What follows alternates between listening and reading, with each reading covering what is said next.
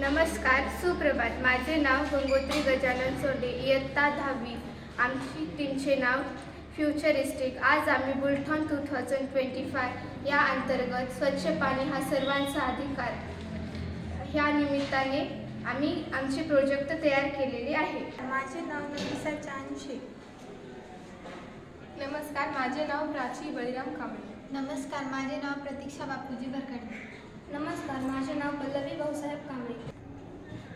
स्वच्छ पाणी सर्वांचा अधिकार या प्रकल्पाची उद्दिष्टे आहेत। तर ते उद्दिष्टे म्हणजे ग्रामीण आणि शहरी भागातील सर्वांना स्वच्छ आणि सुरक्षित पिण्याचे पाणी उपलब्ध करून देण्यासाठी कमी खर्चात स्थानिक संसाधनांचा वापर करून उपाय विकसित करणे।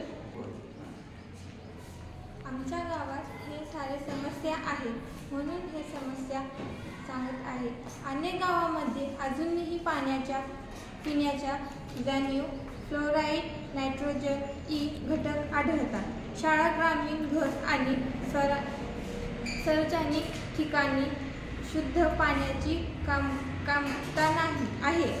महागेट RO ची सर्वात परवडत नाही। पाण्याचा आपल्या आणि दूषित पाणी यामुळे आरोग्य समस्या आढळतात।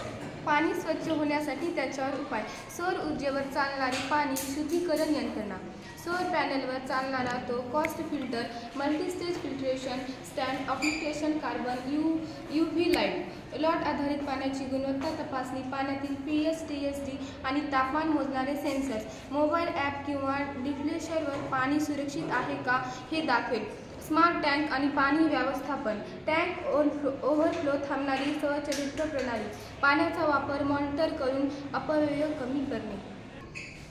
शाळा आणि ग्रामपंचायतीसाठी कम्युनिटी फिल्टर युनिट, सार्वजनिक वापरासाठी एक कॉमन पाण्याचा पॉईंट, फिल्टर बदलण्याची वेळ ॲपद्वारे कळेल।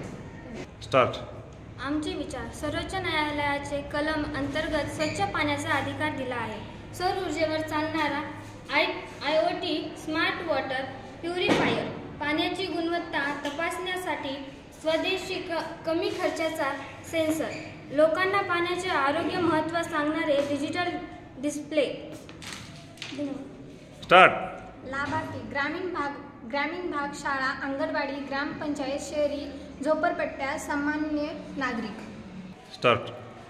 परिणाम: 19% पर्यंत दूषित पाणी शुद्ध होईल। गावातील शुद्ध पाणी मिळणारे आरोग्य सुधारक, 30% पाणी उपलब्ध कमी होईल।